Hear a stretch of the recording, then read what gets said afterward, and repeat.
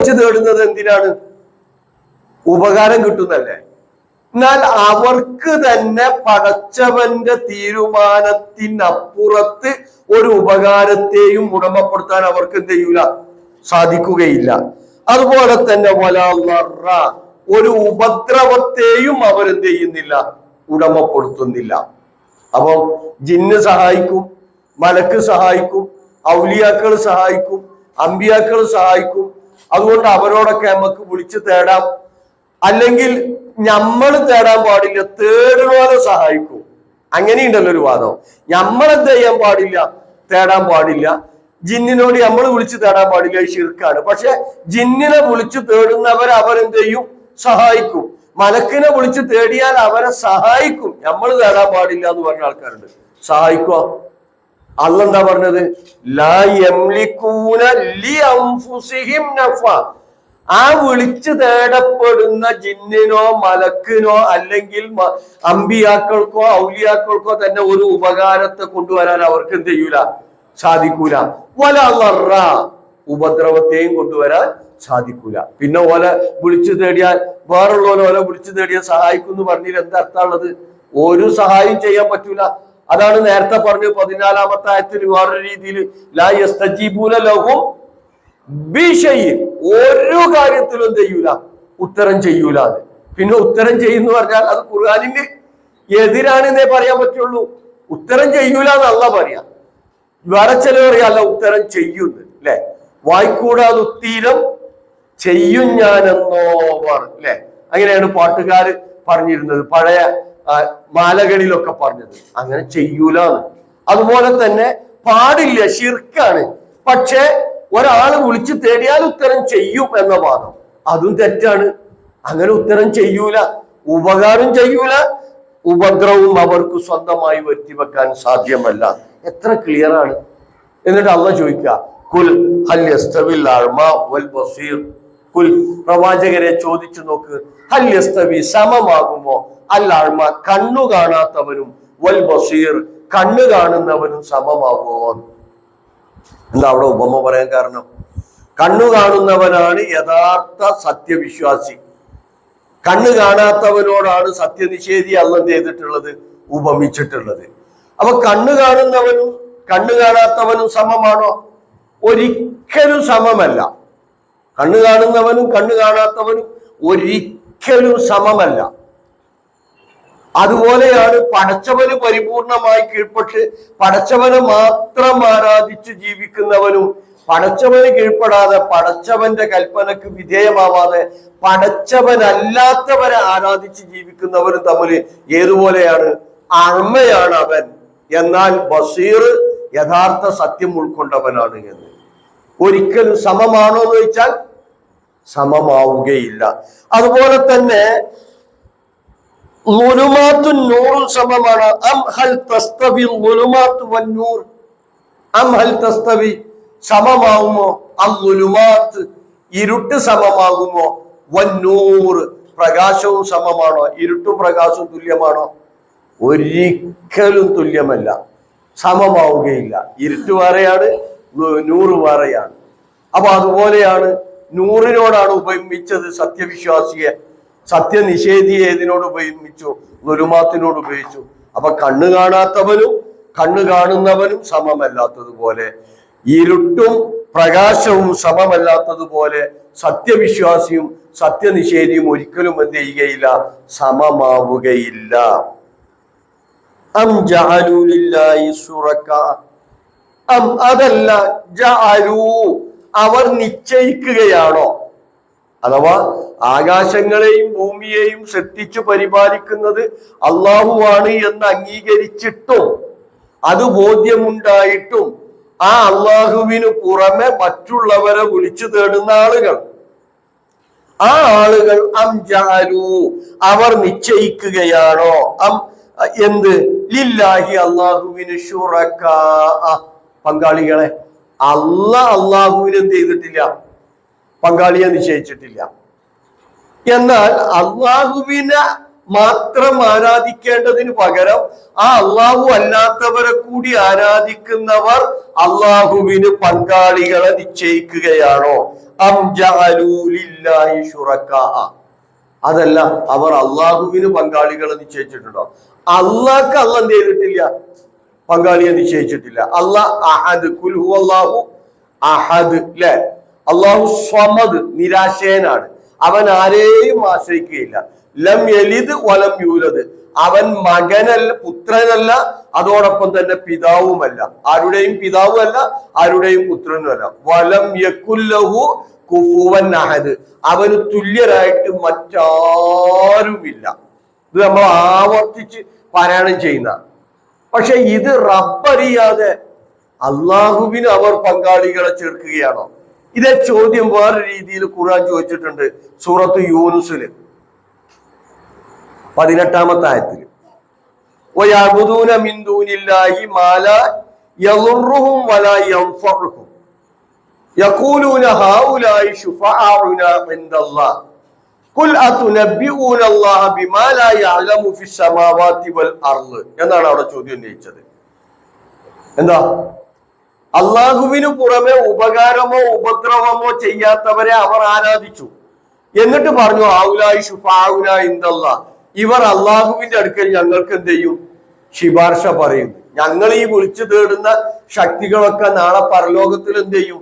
അള്ളാഹിന്റെ അടുക്കൽ ഞങ്ങൾക്ക് ശിപാർശ പറയും എന്ന് അവർ പറഞ്ഞു. അപ്പൊ അവിടെ അള്ളാഹ് ചോദിച്ചൊരു ചോദ്യമുണ്ട്. അല്ലാഹ, നിങ്ങൾ അള്ളാനെ അറിയിച്ചു കൊടുക്കുകയാണോ? അള്ളാനെ പഠിപ്പിക്കുകയാണോ? ബിമാ ലാ യഅലമു, അവൻ അറിഞ്ഞിട്ടില്ലാത്തതിനെ, ഫിസ് സമാവാതി വൽ അർളി, ആകാശങ്ങളിലോ ഭൂമിയിലോ അവൻ അറിഞ്ഞിട്ടില്ലാത്ത ഒന്നിനെ നിങ്ങൾ അള്ളാഹുവിന് പഠിപ്പിച്ചു കൊടുക്കുകയാണോ? എന്താ അങ്ങനെ ചോദിച്ചത്? അങ്ങനെ അള്ളാഹ് എന്ത് ചെയ്തിട്ടില്ല? ശുപാർശകന്മാർ എന്ത് ചെയ്തിട്ടില്ല? നിശ്ചയിച്ചിട്ടില്ല. അള്ളാഹുവിന് സമന്മാരായിട്ട് ആരെയും അള്ളാഹ് എന്ത് ചെയ്തിട്ടില്ല? നിശ്ചയിച്ചിട്ടില്ല. ഇത് അള്ളാഹ് അറിഞ്ഞിട്ടുമില്ല. അപ്പൊ റബ്ബറിയാത്ത ഒന്ന് നിങ്ങൾ ഇങ്ങനെ അള്ളാഹ്ക്ക് അറിയിച്ചു കൊടുക്കുകയാണോ? അതേ രീതിയിലാണ് ഇവിടെ ചോദ്യം. ഇവർ അള്ളാഹുവിന് പങ്കാളികളെ നിശ്ചയിച്ചു കൊടുക്കുകയാണോ? എന്നിട്ട് ഖലഖൂ, അവർ സൃഷ്ടിച്ചു. അള്ളാഹു എന്ത് ചെയ്യുന്നുണ്ട്? ഈ പ്രപഞ്ചത്തെ അഖിലവും എന്ത് ചെയ്ത് സൃഷ്ടിച്ച് പരിപാലിക്കുന്നവനാണ്. ആ റബ്ബിന് ഇവർ പങ്കാളികളായി നിശ്ചയിച്ചു കൊടുത്തവർ ഖലഖൂ, അവർ സൃഷ്ടിച്ചു. ഏതുപോലെ? കഖൽഖിഹി, അള്ളാഹ് സൃഷ്ടിച്ചതുപോലെ. സൃഷ്ടിക്കാൻ കഴിയോ? പരിഹസിക്കാൻ അവരെ. എന്നിട്ട് അവർ അള്ളാഹ് സൃഷ്ടിക്കുന്നത് പോലെ എന്ത് ചെയ്തു? സൃഷ്ടിച്ചു. എന്നിട്ടോ ഫതശാബഅൽ ഖൽഖു അലൈഹിം, അവരുടെ മേൽ ഈ സൃഷ്ടികൾ എന്ത് ചെയ്തു? ആശയക്കുഴപ്പത്തിലായി. തശാബഹ, സാദൃശ്യപ്പെട്ടു, അല്ലെങ്കിൽ ആശയക്കുഴപ്പത്തിലായി. അൽ ഖൽഖു, സൃഷ്ടികൾ, അലൈഹിം, അവരുടെ മേൽ. അപ്പം അള്ളാഹ് സൃഷ്ടിച്ച പശു ഏത്? ഇവരുടെ പങ്കാളി സൃഷ്ടിച്ച പശു ഏത് എന്ന് അറിയില്ല അവർക്ക്. അങ്ങനെ അവർ സൃഷ്ടിച്ചിട്ടുണ്ടോ? റബ്ബ വേണമെങ്കിൽ എന്ത് വേണം? സൃഷ്ടാവായിരിക്കണം. സൃഷ്ടാവായിരിക്കണം, റബ്ബായിരിക്കണം. അത് മനുഷ്യരെ മാത്രമല്ല, ഈ പ്രപഞ്ചത്തിലുള്ള അഖിലത്തെയും സൃഷ്ടിച്ചു പരിപാലിക്കുന്നവനാ. സൃഷ്ടിച്ചാൽ പോരാ, സംവിധാനിച്ചു, നിർണയം നടത്തി, വഴി കാണിച്ചു, സംവരിക്കാനും കഴിവുള്ളവൻ. എങ്കിൽ ഇവർ റബ്ബിന് നിശ്ചയിച്ചു കൊടുത്ത ആ പങ്കാളികൾ ഇങ്ങോട്ട് സൃഷ്ടിപ്പ് നടത്തിയിട്ട് അവർക്ക് റബ്ബിന്റെ സൃഷ്ടിയും അവർ പങ്കാളികളായി നിശ്ചയിച്ചവരുടെ സൃഷ്ടിയും എന്ത് ചെയ്തു? തശാബഹ, പരസ്പരം സാദൃശ്യപ്പെട്ടു, ആശയക്കുഴപ്പത്തിലായി വന്നു. വല്ലാത്ത പരിഹാസ്യാണ്.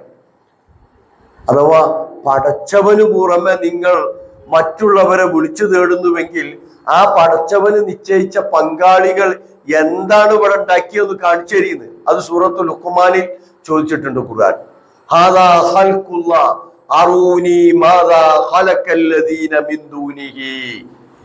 ഇതൊക്കെ അള്ളാഹുവിന്റെ സൃഷ്ടിജാലങ്ങളാണ്. ആകാശങ്ങള്, ഭൂമി, അതുപോലെ തന്നെ മനുഷ്യര്, സൂര്യൻ, ചന്ദ്രൻ, കടല്, പുഴ, അതുപോലെ തന്നെ അതിസൂക്ഷ്മ ജീവി മുതൽ നീലത്തിമിംഗലം വരെ 18 ആനക്ക് ഒരേ സമയം കയറി നിൽക്കാൻ പറ്റിയ നീലത്തിമിംഗലുണ്ട്.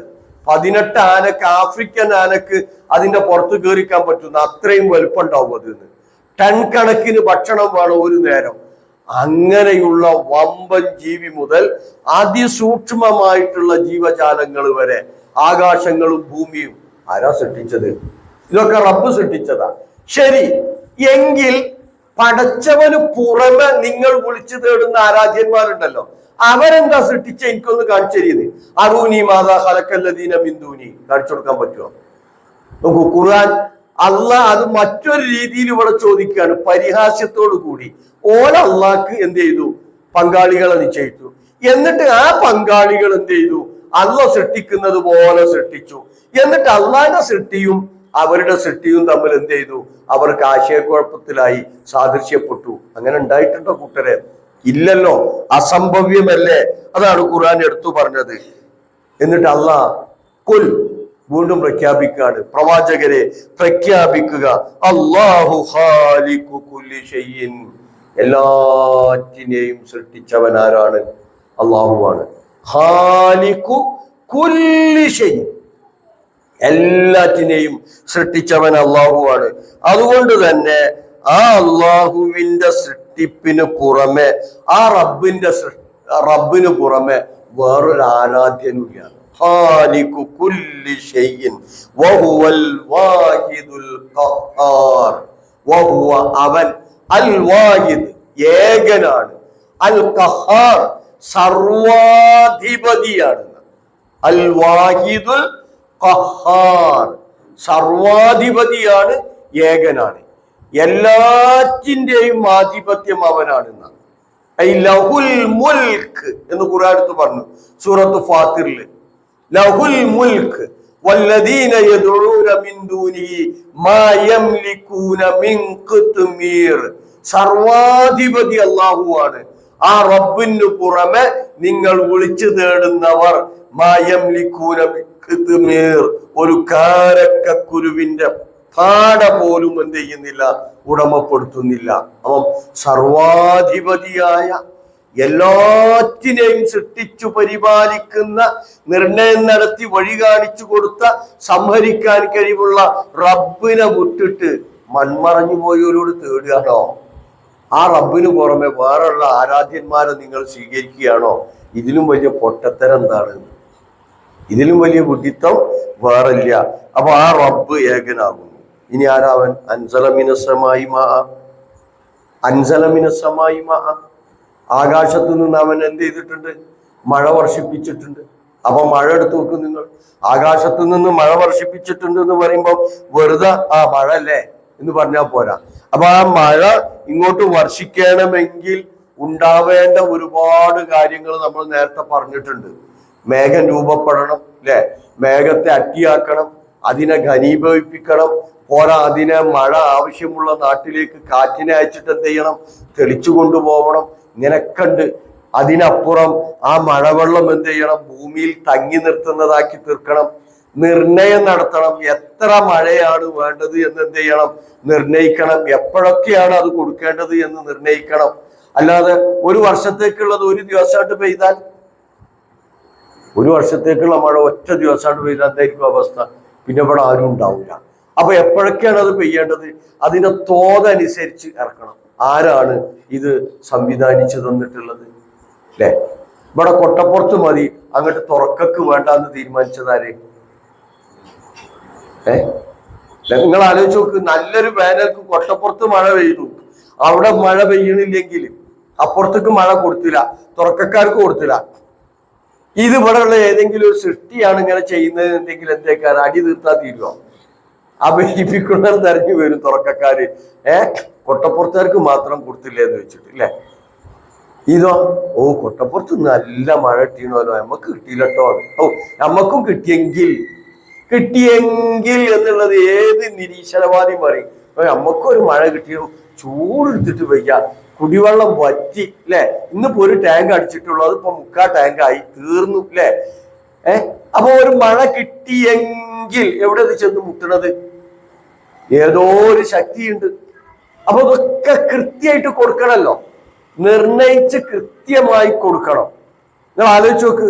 വെള്ളം അധികമായില്ല, എല്ലാ ഡാമും തുറന്നു വിട്ടു. ഇടുക്കി ഡാമാണിത്, പൊട്ടിയാൽ എങ്ങനെ ഉണ്ടാവും? മുല്ലപ്പെരിയാർ പൊട്ടിക്കഴിഞ്ഞാൽ ഇടുക്കി ഡാമിലാണത് ആ വെള്ളം സംഭരിക്കുക എന്നാണ്. ഇടുക്കി ഡാം ഏകദേശം 30 കിലോമീറ്ററോളം ദൂരത്തിൽ വെള്ളമുണ്ട് ഇടുക്കി ഡാമിൽ. പിന്നെ ആ ഡാമിന്റെ കോൺക്രീറ്റ് താഴെ 9 അടി വീതിയാണ് അഥവാ വള്ളത്തിന്റെ അടിഭാഗം 9 അടി വീതിയിലാണ്, മുകളിൽ 7 അടി വീതിയിലാണ്. കോൺക്രീറ്റ് അത്രയും കനത്തിലാണ് നിൽക്കുന്നത്. അപ്പൊ അത് സാധാരണ ഇപ്പൊ മുല്ലപ്പെരിയാറിലെ വെള്ളം മാത്രം വരികയാണെങ്കിൽ ഇതിൽ നിൽക്കുന്ന പറഞ്ഞത്. ഇടുക്കി ഡാം തടഞ്ഞു നിർത്താവുന്ന വെള്ളം മുല്ലപ്പെരിയാറിൽ ഉണ്ടാവുള്ളൂ. കാരണം ഏകദേശം 30 കിലോമീറ്റർ ദൂരെ വരെ അതിങ്ങനെ നീണ്ടു നിൽക്കുകയാണ്, 2 സൈഡിലും മലകളായിട്ട്. പൊട്ടൂല. പക്ഷെ മുല്ലപ്പെരിയാർ ഒന്നായിട്ട് തുറന്നു വിടുകയാണെങ്കിൽ അത് മാത്രമല്ല, വെള്ളം മാത്രമേ വരില്ല, കല്ലും വെള്ളവും ഒക്കെ ഒന്നായിട്ട് വരും. അതാണ് പൊട്ടിയാൽ ഏകദേശം 5 ജില്ല എന്ത് ചെയ്യും, അടില്ലാതാവും. 5 ജില്ല ഒന്നായിട്ട് ഇല്ലാതെയാവും. ശരി, ഇത് നിയന്ത്രിക്കുന്നത് ഇവിടുത്തെ ഒരു സൃഷ്ടിയാണ്, ഒരു ദേവനാണ്, ദേവിയാണ്, ഒരു പിന്നെ ഏതെങ്കിലും ഒരു പ്രതിഷ്ഠയാണെങ്കിൽ ഇങ്ങനെ ഒരു സംഭവം ഉണ്ടായാൽ എന്തേക്കാരം ആ പ്രതിഷ്ഠ എടുത്തിട്ട് ആൾക്കാർ തോട്ടിൽ വരില്ലേ? പക്ഷെ ചോദ്യം ചെയ്യാൻ പറ്റും. ആരോടാ ചോദിക്കുക? എന്തേ ചോദിക്കാത്തത്? അത് പ്രകൃതിയുടെ വികൃതി എന്ന് പറയും ചിലരില്ലേ. അല്ല, അത് ചെയ്യാൻ കഴിവുള്ള അർഹതപ്പെട്ട ഒരാളുണ്ട്. അവൻ കഹാറാണ്, അവനാണ് സർവാധിപതി. അവനെ ചോദ്യം ചെയ്യാൻ ചെയ്യൂല, സാധിക്കൂല. അതുകൊണ്ട് തന്നെ അവനാണ് ആ മഴയെ ഇറക്കിയത്.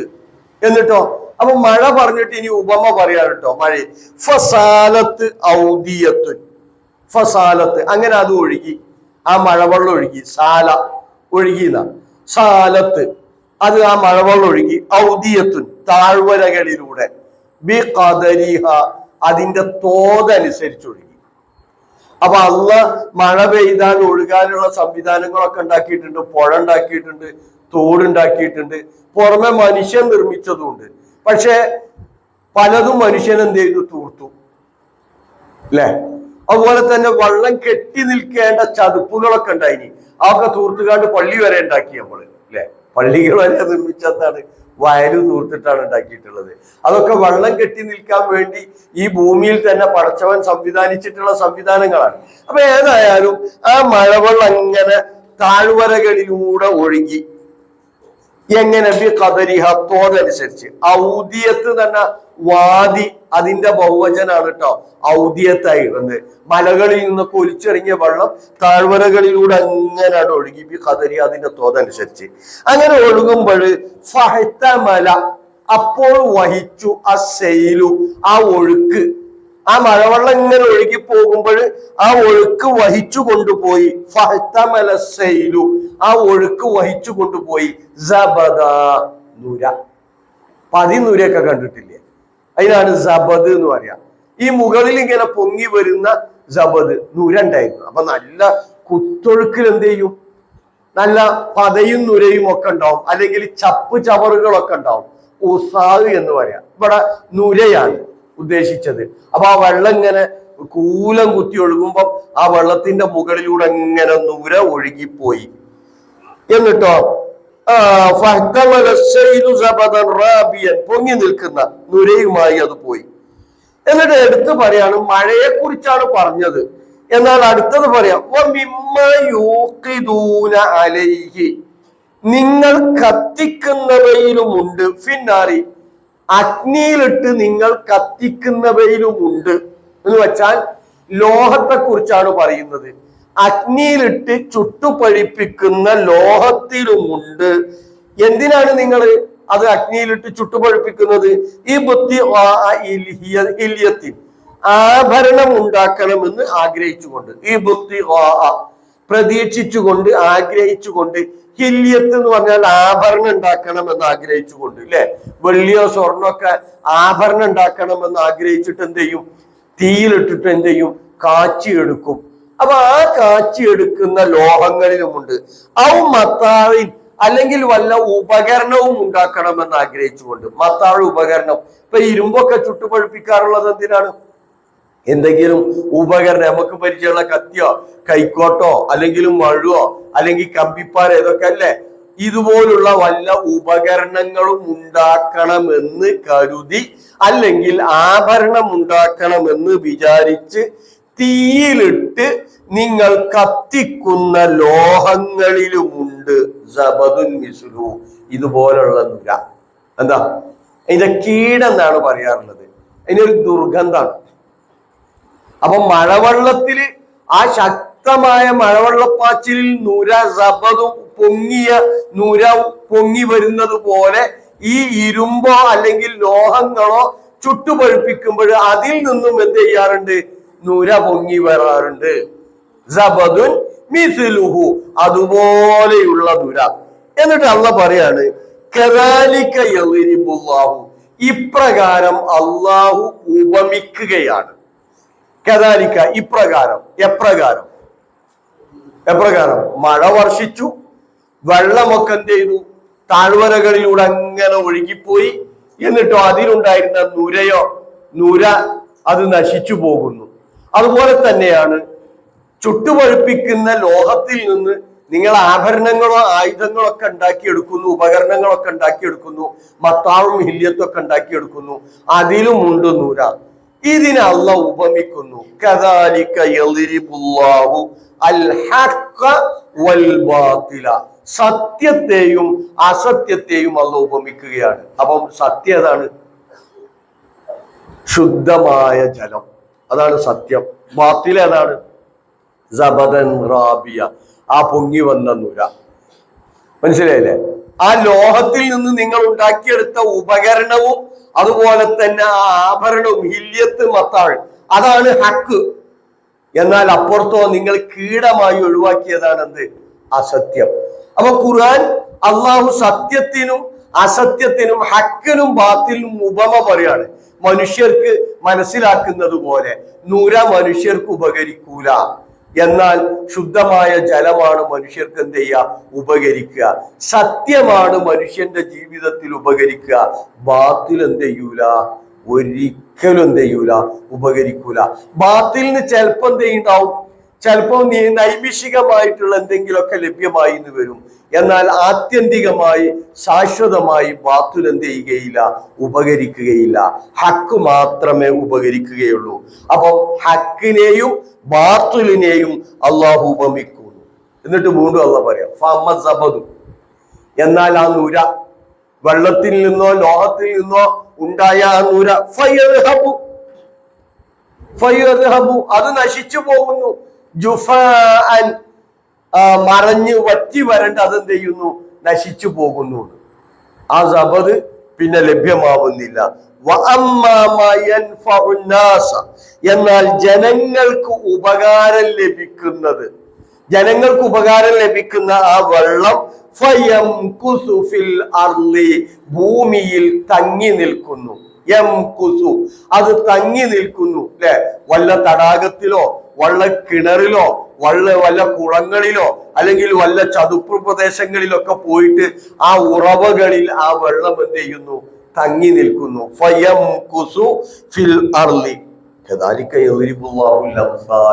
ഇപ്രകാരമാണ് അള്ളാഹു ഉപമകൾ പറഞ്ഞു തരുന്നത്. അപ്പൊ ഉപമയിലൂടെ ഇപ്പൊ ഇവിടെ തന്നെ 14-ാമത്തെ ആയത്തിൽ ഉപമ പറഞ്ഞു. എന്താ ഉപമ പറഞ്ഞത്? അല്ലല്ലാത്തവരോട് പ്രാർത്ഥിക്കുന്നവരുടെ ഉപമ പറഞ്ഞു. എന്തായിരുന്നു ഉപമ? അല്ലല്ലാത്തവരോട് പ്രാർത്ഥിക്കുന്നവരുടെ ഉപമ, വെള്ളത്തിലേക്ക് ആ വെള്ളം വായയിലെത്താൻ വേണ്ടി 2 കൈയും നിവർത്തി പിടിച്ചവനെ പോലെ. കബാസിത്തി കഫൈ ഇലൽ മാ, ല്ലേ? ലിയബ്ലുവ ഫാഹു വമാ ഹുവ ബിബാലിഹി വമാ ദുആഉൽ കാഫിരീന ഇല്ലാ ഫി ളലാൽ. ഇവിടെ മറ്റൊരു ഉപമ പറഞ്ഞു അല്ലാഹ്. എന്താണ്? ഹക്കും ബാത്തിലും ഏതുപോലെയാണ്? ഹക്ക് യഥാർത്ഥ ശുദ്ധജലം, അത് ഭൂമിയിൽ തങ്ങി നിൽക്കും, ജനങ്ങൾക്ക് ഉപകാരപ്പെടും. എന്നാൽ ആ മഴവെള്ളം ആ മലയിൽ നിന്നിങ്ങനെ കുത്തിയൊലിച്ചു വന്നപ്പോൾ അതിൽ പതയും നുരയൊക്കെ ഉണ്ടായിരുന്നു. അത് ജനങ്ങൾക്ക് ഉപകാരപ്പെടൂല, അത് നശിച്ചു പോയി.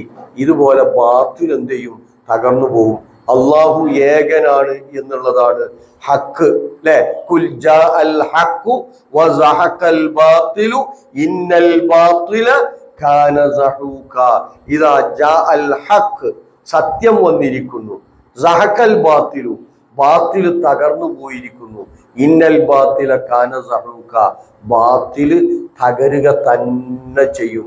ബാത്തിലിന് നൈമിഷികമായിട്ടുള്ള നിലനിൽപ്പ് ഉണ്ടാവുള്ളൂ. എന്നാൽ ശാശ്വതമായ നിലനിൽപ്പ് ഏതിനായിരിക്കും? ഹക്കിനായിരിക്കും. അപ്പൊ ആ ഹക്ക് ഏതാണെന്ന് മനസ്സിലാക്കിയിട്ട് അതിന്റെ കൂടെ നിൽക്കണം. ഹക്കും ബാത്തിലും കൂടി എന്ത് ചെയ്യാൻ പാടില്ല? കൂട്ടിക്കലർത്താൻ പാടില്ല. അപ്പോ ഉപമകളിലൂടെയാണ് അള്ളാഹ് എന്ത് ചെയ്യുന്നത്? ഇവിടെ ശിർക്കും തൗഹീദും എന്താണ് എന്ന് വേർതിരിച്ചു പഠിപ്പിച്ചു തരുന്നത്. ഉപമകളിലൂടെ പഠിപ്പിക്കുമ്പോൾ ജനങ്ങൾക്ക് അതെന്ത് ചെയ്യും?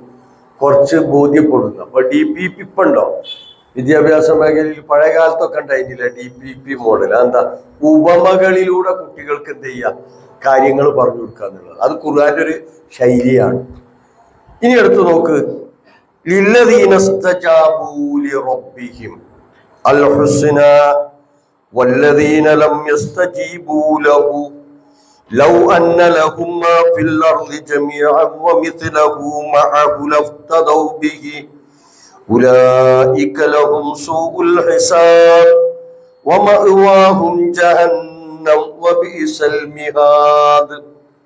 ലില്ലദീന ഇസ്തജാബൂ ലിറബ്ബിഹിം, അള്ളാഹുവിന് അഥവാ അവരുടെ സ്രഷ്ടാവിന് ഉത്തരം നൽകുന്ന ആളുകൾ. ലില്ലദീന ഇസ്തജാബൂ, ഉത്തരം നൽകുന്ന ആളുകൾ അഥവാ റബ്ബിന്റെ കൽപ്പനകൾക്ക് വിധേയമായി ജീവിക്കുന്നവർ. വല്യസ്തജീബൂ ലീ എന്ന് ഖുർആൻ എടുത്ത് പറഞ്ഞിട്ടുണ്ട്. എവിടെ? സൂറത്തു ബഖറയിൽ 186-ാമത്തെ ആയത്ത്. വൈദാ സഅലക ഇബാദി അന്നി ഫഇന്നി ഖരീബുൻ ഉജീബു ദഅവത ദാഇ ഇദാ ദഅനി ഫല്യസ്തജീബൂ ലീ, അവർ എൻ്റെ ആഹ്വാനം സ്വീകരിച്ചു കൊള്ളട്ടെ, അഥവാ റബ്ബിന്റെ കൽപ്പനകൾ അംഗീകരിച്ചു കൊള്ളട്ടെ എന്ന്. അപ്പോ ലില്ലദീന ഇസ്തജാബൂ, ഉത്തരം നൽകിയ ആളുകൾ, ലിറബ്ബിഹിം, അവരുടെ രക്ഷിതാവിന്. എന്ന് വെച്ചാൽ എന്താ? ആ രക്ഷിതാവിന്റെ കൽപ്പനക്കനുസരിച്ച് ജീവിതത്തെ നന്നാക്കി തീർത്തിട്ടുള്ള ആളുകൾക്ക് അൽ ഹുസ്ന, അവർക്കാണ് നന്മ ഉണ്ടാവുക. അവർക്കാണ് എന്തുണ്ടാവുക? നന്മ ഉണ്ടാവുക, സ്വർഗം ലഭിക്കുക അവർക്കാണ്. അള്ളാഹുവിന്റെ കൽപ്പന പൂർണ്ണമായി ശിരസ വഹിച്ചമാണ്.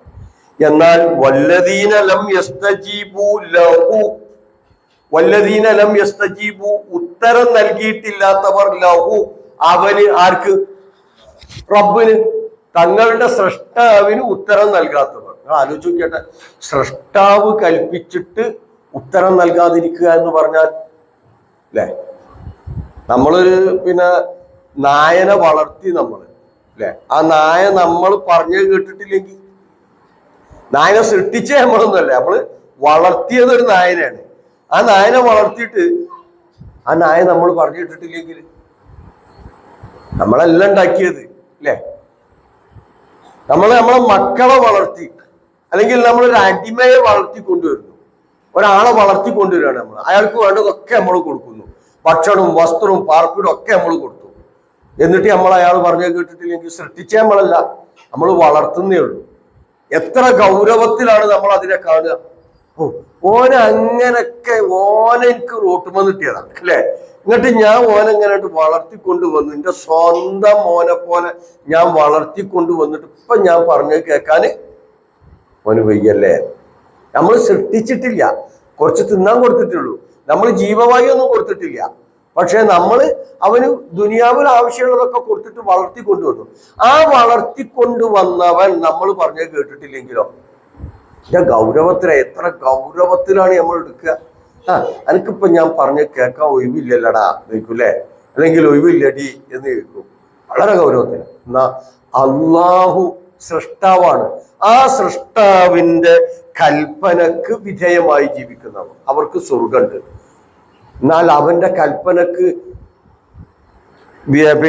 ഉത്തരം നൽകാത്തവനോ, ലദീന ലം യസ്തജീബൂ ലഹു, ആ റബ്ബിന്റെ കൽപ്പനക്ക് ഉത്തരം നൽകാത്തവൻ, അതിന്റെ ഗൗരവം അതെടുത്ത് പറയാം. എങ്ങനെ പറഞ്ഞത്? ലൗ അന്ന ലഹും, അവർക്കുണ്ടായി. ആർക്ക്? റബ്ബിന്റെ കൽപ്പനക്ക് ഉത്തരം നൽകാതെ താൻ തോന്നിയായി ജീവിച്ച ആളുകൾക്കുണ്ടായി. മാഫിൽ അർളി ജമിയ, ഭൂമിയിലുള്ളത് മുഴുവൻ ഓല വരുതിയിലോട്ട്, ഭൂമിയിലുള്ളത് മുഴുവൻ അവർക്ക് ലഭ്യമായി. അത് മാത്രാണോ? വമിസ്ലഹു മഅഹു, അത്ര കൂടി കിട്ടി. ഭൂമിയിൽ എത്ര ഉള്ളത്, അല്ലേ? ഇവിടുന്ന് കോഴിക്കോട് മുതൽ ഇങ്ങനാട് പെരിന്തൽമണ്ണ പാലക്കാട് വരെയുള്ള എടുത്തു വെക്കട്ടെ, എത്ര ഉണ്ടാവുക? എന്നാ ഭൂമിയിലുള്ളത് മുഴുവൻ സമ്പത്തും അവന്റെ. അല്ലെ? സ്വർണക്കനികളും അതുപോലെ തന്നെ ആ ഇന്ധനക്കനികളും കൽക്കരിക്കനികളും ഇരുമ്പ് കനികളും എല്ലാ വിഭവങ്ങളും അവന്റെ ഉടമസ്ഥതയിലാണ്. അത്ര വീണ്ടും കിട്ടിയിരുന്നു. എന്നാൽ ലഫ്തദൗബിഹി, അത് പ്രായശ്ചിത്തമായി നൽകും അവർ. എന്തിന്? പരലോകത്ത് ശിക്ഷയിൽ നിന്ന് രക്ഷപ്പെടാൻ. ലഫ്തദൗബിഹി, അത് അവർ പ്രായശ്ചിത്തമായി നൽകുക തന്നെ ചെയ്യുമെന്ന്. അപ്പൊ ഭൂമിയിലുള്ളത് മാത്രമല്ല, അത്ര കൂടി ഉണ്ടായിരുന്നു. അപ്പം ആ ശിക്ഷ എത്ര കഠിനമായിരിക്കും അല്ലേ? എത്ര വേണമെങ്കിലും കൊടുക്കൂലേ? ഇപ്പൊ കുടുങ്ങിയാല് എടാ തൂക്കുകയറാണ് കേട്ടോ വരാൻ പോകുന്നത്, രക്ഷപ്പെടൂല. നല്ലോണം കണ്ടോ ജഡ്ജിനെ എന്ന് പറഞ്ഞാൽ എന്ത് ചെയ്യും? പെരും പറമ്പ് വിറ്റ് കൊടുക്കൂലേ? കാരണം എന്താ? തൂക്കുകയറിൽ നിന്ന് കഴിച്ചിലാകാനാണ്. ജീവപര്യന്തം കേട്ടോ വരാൻ പോകുന്നത്. ഇനി പുറത്തിറങ്ങലുണ്ടാവില്ല. നല്ലോണം കണ്ടോന്ന് പറഞ്ഞാൽ എന്ത് ചെയ്യും? എന്തു വേണമെങ്കിലും കൊടുക്കും, കഴിച്ചിലാകാൻ വേണ്ടിയിട്ടില്ല. ദുനിയാവില് പരലോകത്തിലെത്തുമ്പോഴോ റബ്ബിന്റെ കൽപ്പനയെ ധിക്കരിച്ച് ജീവിച്ചവർ ആ ശിക്ഷ ഇങ്ങനെ മുന്നിൽ കാണുമ്പോൾ ഓലടുത്ത് ഭൂമിയിലുള്ളതും അത്ര കൂടി പിന്നെയും ഉണ്ടെങ്കിലും അവർ അത് പ്രായശ്ചിത്തം നൽകി കഴിച്ചിലാവുന്നതാണ്. എത്രത്തോളം മക്കളെ വേണമെങ്കിൽ കൊടുക്കുന്ന അല്ലേ? ഏതാണ് ആയത്ത്? താബുലിലോ സുമ്മയുഞ്ചീഹി ആയത്ത് എങ്ങനെയായിരുന്നു? എങ്ങനെ? ഞാൻ കേട്ടില്ല, ബാക്കിൽ പറഞ്ഞേ. കാശ് കഴിച്ചിലാകാൻ കൊടുക്കുമായിരുന്നു. പക്ഷെ കഴിച്ചിലാവൂല. ഭൂമിയിലുള്ളതും അത്ര തന്നെ കൊടുത്താലും കഴിച്ചിലാവൂല. കൊടുക്കാൻ വരെ എന്ത് ചെയ്യും?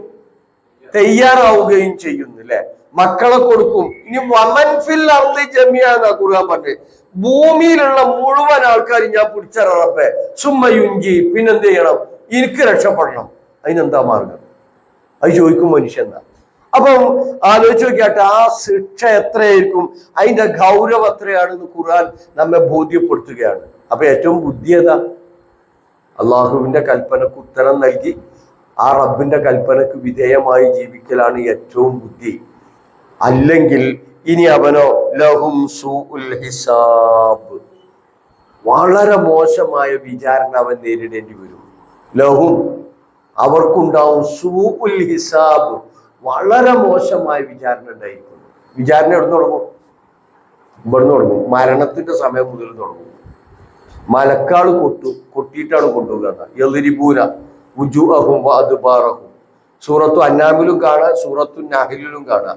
അവരുടെ മുഖത്തും പാർശ്വങ്ങളിലും പിറകുവശത്തൊക്കെ അടിക്കും മലക്കാള്. യളിരിബൂന വുജൂഹും വഅദ്ബാറഹും വാസിത്തു വൈദീഹിം എന്നൊക്കെ കാണാം. അവരെ കൈ നിവർത്തി പിടിച്ചിട്ടടിക്കും. അവന്റെ ഫീമ കുന്തെന്ന് പറഞ്ഞ് ചോദ്യം, നിങ്ങൾ എന്തെടുക്കുകയായിരുന്നു? എന്തായിരുന്നു നിങ്ങൾക്ക് പണി? അപ്പൊ ഒരു പറയും ഞങ്ങൾ ദുർബലരായിരുന്നു. മുസ്തഫീനഫില്ലാർന്ന്. അപ്പൊ മലക്കാളെ ചോദ്യം ഉണ്ട്, അലന്തൊക്കെ അറുന്നൂറായി വാസിയ പത്തു ഹാജിറൂഫിയ, അല്ലാന്റെ ഭൂമി വിശാലായിരുന്നില്ലേ? ഹിജ്റ പോയി കൂടെയായിരുന്നു നിങ്ങൾക്ക്? അള്ളാന്റെ കൽപ്പനക്ക് വിധേയമായി ജീവിക്കാൻ നിങ്ങളെ നാട്ടിൽ സ്വയ്യല്ലെങ്കിൽ സ്വസ്ഥമില്ലെങ്കിൽ അള്ളാന്റെ ഭൂമി വിശാലായിരുന്നില്ലേ? പോയിക്കൂടായിരുന്നു നിങ്ങൾക്ക്? അല്ല തുഹാജിറുപ്പിയ. അപ്പൊ അവിടുന്ന് മരണത്തോടു കൂടി തുടങ്ങുന്നു വിചാരണ. പിന്നെ ഖബറിലെത്തിയാൽ ബർസഖിലുണ്ട് ശിക്ഷ.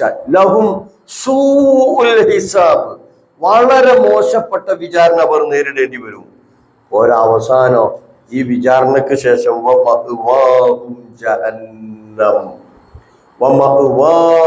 ജഹന്നം, അവരുടെ സങ്കേതം നരകമാകുന്നു അല്ലെ? ആ വിചാരണയിൽ അവരുടെ കണ്ണുകള്, കാതുകള്, കൈകള്, കാലുകളൊക്കെ തങ്ങൾക്കെതിരെ സാക്ഷി പറയുന്നു. ആലോചിച്ച് നോക്കട്ടെ, നമ്മളൊപ്പം കട്ടക്ക് നിൽക്കുന്നു വിചാരിച്ച ഒരാള് നമ്മക്കെതിരെ സാക്ഷി പറഞ്ഞു. ഒരു കേസില് നമ്മളൊപ്പം കട്ടക്ക് നിൽക്കും, എന്തായാലും എന്നെ കൈവിടൂല എന്ന് വിചാരിച്ച ആള് അവസാന നിമിഷമാണ് എത്തിയപ്പോ നമ്മക്കെതിരെ എന്ത് ചെയ്തു? സാക്ഷി പറഞ്ഞു, അത് കുടുങ്ങി. എന്തേക്കാരെ നമ്മളെ മാനസികാവസ്ഥ? എന്നെ ചതിച്ചല്ലോ, എനിക്കെതിരെ പറയുന്ന ഞാൻ ഒരിക്കലും വിചാരിച്ചിട്ടില്ല എന്ന് നമ്മൾ പറയല്ലേ? കുടുങ്ങി.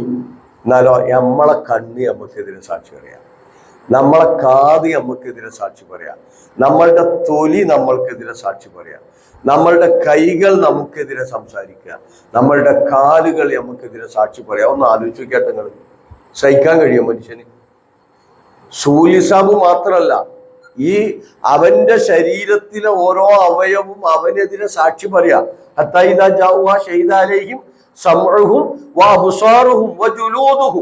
ഒക്കെ സാക്ഷി പറയുന്ന. തൊലി സംസാരിക്കുമ്പോൾ ദയനീയമായ ചോദ്യം, ലിമ ഷഹിത്തും അലൈന, ഞങ്ങൾക്കെതിരെ എന്തിനാ നിങ്ങൾ സാക്ഷി പറയുന്നത്? അപ്പൊ തൊലിയുടെ മറുപടി ഉണ്ട്, അന്തഖനല്ലാഹുല്ലദീ അന്തഖ കുല്ല ഷൈഇൻ, എല്ലാറ്റിനെയും സംസാരിപ്പിച്ച അല്ലാഹ് ഞങ്ങളെയും സംസാരിപ്പിച്ചു. ആലോചിച്ച് നോക്കും നിങ്ങൾ. അതൊന്നും മനുഷ്യന് സഹിക്കാൻ കഴിയില്ല, അതിനപ്പുറമാണ്. അപ്പൊ അവന്റെ സൂൽ ഹിസാബ്, ആ ഹിസാബ് കഴിഞ്ഞാൽ പിന്നെ എടുക്കാം ജഹന്നം, നരകമാണ് അവന്റെ സങ്കേതം. അവരുടെ മടക്കസ്ഥലം, സങ്കേതം ജഹന്നം, നരകമാകുന്നു. ആ മടക്കസ്ഥലം എത്ര മോശമാണ്, വളരെ മോശമാണ് അല്ലെ? പ്രാർത്ഥിക്കാറില്ല നമ്മള്, റബ്ബന സ്രിഫ് അന്നാ അദാബ ജഹന്നം ഇന്ന അദാബഹ കാന ഗറാമ ഇന്നഹാ സാഅത്ത് മുസ്തഖറൻ വ മുഖാമ. പ്രാർത്ഥിക്കാറുണ്ട് നരകശിക്ഷ അതിഭീകരമാണ്, അടുത്ത ശിക്ഷ അല്ലെ? ടാറിന്റെ കുപ്പായം കൊടുക്കുന്നു ഖുർആൻ പറഞ്ഞിട്ടുണ്ട്. സറാബീലുഹും മിൻ ഖത്റാൻ എന്ന് പറഞ്ഞിട്ടുണ്ട്.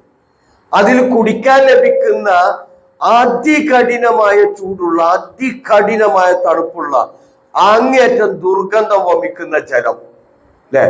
അത് ഭൂമിയിൽ ഒഴിച്ചാൽ പിന്നെ ദുർഗന്ധം കൊണ്ട് ഇവിടെ ജീവിക്കാൻ പറ്റൂല എന്നാ പറഞ്ഞത്. അത്രയും ദുർഗന്ധം വമിക്കുന്ന ചീഞ്ചലം അത് വായിലേക്ക് പിന്നെ ഒഴിച്ചെടുക്കുന്ന പറഞ്ഞത്. എങ്ങനെ? നമ്മൾ ഈ പഴയ കാലത്ത് മൂരിയാൾക്കൊക്കെ മരുന്ന് കൊടുക്കലില്ലേ? എന്നെ കൊടുക്കല്? കന്നാൾക്ക് ഒന്നും വേണ്ട. നമ്മളെ മക്കൾ കയ്പുള്ള മരുന്ന് കുടിക്കാൻ പഠിക്കുമ്പോൾ എന്ത് ചെയ്യും? സ്പൂണൊക്കെ വെച്ചിട്ട് എന്ത് ചെയ്യും? കടിക്കാതിരിക്കാൻ വേണ്ടി കൊടുക്കാറുണ്ട്. അപ്പൊ ഈ മൂരിക്കൊക്കെ ആ മരുന്ന് തള്ളി കൊടുക്കണ മാതിരി അതിങ്ങനെ തൊണ്ടയിലേക്ക് നിർബന്ധപൂർവ്വം ഒഴിക്കുന്ന യക്കാതു യുസീഉഹുന, അത് ആ തൊണ്ടയിലെത്തുമ്പോഴേക്കും പിന്നെ മരണം 4 ഭാഗത്തു നിന്നും വരും. സൂറത്ത് ഇബ്രാഹിമിലൊക്കെ വിശദീകരിച്ചിട്ടുണ്ട്. ആ രീതിയിൽ അതികഠിനമായിട്ടുള്ള ഭക്ഷണമായിട്ട് കിട്ടുന്നത് വരികൾ, ഒട്ടകം പോലും തിന്നാത്ത മുൾച്ചെടി. എന്നാ തടി എന്നാക്കുവോ? തടി എന്നാക്കൂല. ലാ യുസ്മിനു വലാ യുഈമിച്ചു. അത്രയും അതികഠിനമായ ശിക്ഷയുള്ള ആ നരകം ആലോചിച്ച് നോക്കിയാട്ടെ. ആ നരകത്തു നിന്ന് രക്ഷപ്പെടണമെങ്കിൽ എന്ത് വേണം? അള്ളാഹുവിന്റെ കൽപ്പനക്ക് ഉത്തരം നൽകണം, അള്ളാഹുവിന്റെ വിളിക്ക് ഉത്തരം നൽകണം. അത് എവിടെയാണ് റബ്ബിന്റെ വിളിയാളുള്ളത്? തീരുമാനങ്ങളുള്ളത്, കൽപ്പനകളുള്ളത്, നിർദ്ദേശങ്ങളുള്ളത്, തത്വങ്ങളുള്ളത്, നിയമങ്ങളുള്ളത് പരിശുദ്ധ ഖുർആനിലാണ്. ആ പരിശുദ്ധ ഖുർആൻ വായിക്കണം, പഠിക്കണം, ജീവിതത്തിൽ പകർത്തണം, മറ്റുള്ളവർക്ക് പകർന്നു കൊടുക്കണം. അവിടെയാണ് നമുക്ക് രക്ഷ ലഭിക്കുക. നരകത്തെ തൊട്ട് പടച്ചവനെ ഞങ്ങളെയും കുടുംബത്തെയും നീ കാത്തു രക്ഷിക്കണമെന്നതാ. ഞങ്ങളിൽ നിന്ന് വന്നുപോയ തെറ്റുകുറ്റങ്ങളെല്ലാം നീ ഞങ്ങൾക്ക് പുറത്തു മാപ്പാക്കി തരണമെന്നതാ. രോഗം കൊണ്ട് പ്രയാസപ്പെടുന്ന മാതാപിതാക്കള്, മക്കള്, ഇണകള്, ബന്ധുക്കള്, ഗുരുനാഥന്മാര്, ഞങ്ങൾക്ക് വേണ്ടപ്പെട്ടവർ, ഈ സദസ്സിൽ പങ്കെടുക്കുന്നവർ എല്ലാവർക്കും അവരുടെ രോഗങ്ങളെ പൂർണ്ണമായി ശിഫയാക്കി കൊടുക്കണമെന്നതാ. എല്ലാവിധ പ്രയാസങ്ങളെയും ദൂരീകരിച്ച് ജീവിതത്തിൽ ആശ്വാസം നൽകണമെന്നതാ. മരണപ്പെട്ടു പോയവർക്ക് മഗ്ഫിറത്തും മർഹമത്തും നൽകി അനുഗ്രഹിക്കണമെന്നതാ. ഞങ്ങളുടെ പ്രവർത്തനങ്ങളിൽ കൂടുതൽ ഹൈറും ബർക്കത്തും നൽകി അനുഗ്രഹിക്കണമെന്നതാ. ഇസ്ലാമിനെയും മുസ്ലിങ്ങളെയും ശത്രുക്കളിൽ നിന്ന് കാത്തുരക്ഷിക്കണമെന്നതാ. ഫാസിസ്റ്റുകളുടെ എല്ലാവിധ കുതന്ത്രങ്ങളെയും പരാജയപ്പെടുത്തി അവരുടെ ഫിത്തനകളിൽ നിന്ന്, ഷർറിൽ നിന്ന് ഞങ്ങളെയും കുടുംബത്തെയും രാജ്യത്തെയും രാജ്യക്കാരെയും കാത്തുരക്ഷിക്കണമെന്നതാ. ഫലസ്തീൻ ജനതയ്ക്ക് എല്ലാവിധ അനുഗ്രഹങ്ങളും നൽകി ശാശ്വതമായ സമാധാനം നൽകി അവരെ നീ അനുഗ്രഹിക്കണമെന്നതാ. ربنا آتنا في الدنيا حسنة وفي الآخرة حسنة وقنا عذاب النار. ربنا تقبل منا إنك أنت السميع العليم وتب علينا إنك أنت التواب الرحيم.